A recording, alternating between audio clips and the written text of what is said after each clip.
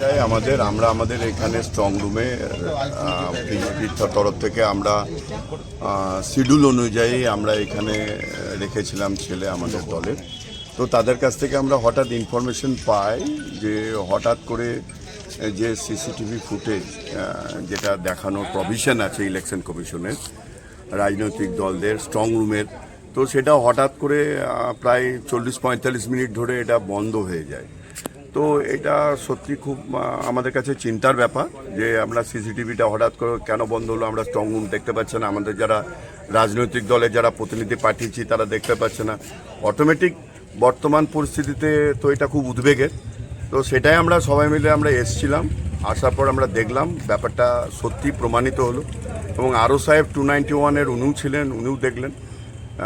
দেখার পর উনি আমাদেরকে আশ্বাস করলেন এবং আমাদের একজন করে দলের তরফ থেকে একজন করে প্রতিনিধি আমাদেরকে স্ট্রং রুম পর্যন্ত নিয়ে গেলেন, আমাদেরকে পুরো সিলিং পুরো ব্যাপারটা সব কিছু দেখালেন এবং যে প্রোটেকশন ওপরে দেওয়া আছে সেটাও উনি দেখালেন।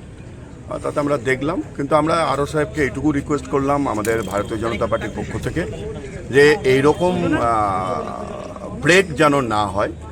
এই যে অনলাইন যে ফুটেজ যেটা দেখানোর ব্যবস্থা হয়েছে এইটা যেন কন্টিনিউ থাকে, কোনো উইদাউট এনি স্টপিং যাতে এটা চলে কন্টিনিউ, কোনো কিছু বিঘ্ন না ঘটে, এই রিকোয়েস্টটা আমরা ওনাকে রাখলাম। উনি বললেন ঠিক আছে আমি ব্যাপারটা দেখে নিচ্ছি। কি কারণে বন্ধ কি বলছেন?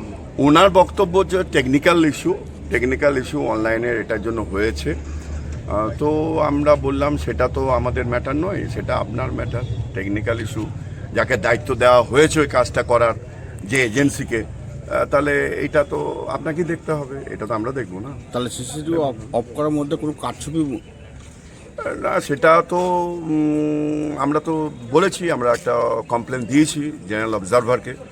এবার ব্যাপারটা আমরা দিয়েছি, আমরা একবারে না দেওয়া নয়, আমরা একটা অভিযোগ করেছি জেনারেল অবজারভারকে। কারণ দেখা যায় আমরা এইটুকুই। গতকাল থেকে রামপুর শহরে ম্যাক্সিমাম টাইমে লোডশেডিং দেখা যাচ্ছে, কি বলবেন? না, লোডশেডিংয়ের ব্যাপার গল্প নয়, এখানে যদি রাখতে হয় কন্টিনিউ জেনারেটারও রাখতে হবে। লোডশেডিং বলে সিসিটিভি ফুটেজ বন্ধ থাকবে এটা নয়, এটা হচ্ছে এমার্জেন্সির মতো নির্বাচন কমিশনের অর্ডার। কোনো রকম কোনো হ্যারাসিং যাতে না হয়, এটাই হচ্ছে কথা। সেটা তো আরও সাহেবকে লোডশেডিংয়ের অজুহাত দিলে তো আমরা শুনবো না, ওনাকে কন্টিনিউ রাখতে হবে। ওটা কোনো রকম রাজনৈতিক চক্রান্ত মনে হচ্ছে? হ্যাঁ, এখনও পর্যন্ত সেরকম আমি এখন কিছু বলবো না, যা বলার আমরা জেনারেল অবজারভারকে বলেছি, এইটুকুই বলতে চাই। কি নাম, কি পরিচয়? আমার নাম সৌরব্রতন সিনহা, আমি ভারতীয় জনতা পার্টি 291-এর ক্যান্ডিডেট, মোসার ইলেকশন এজেন্ট।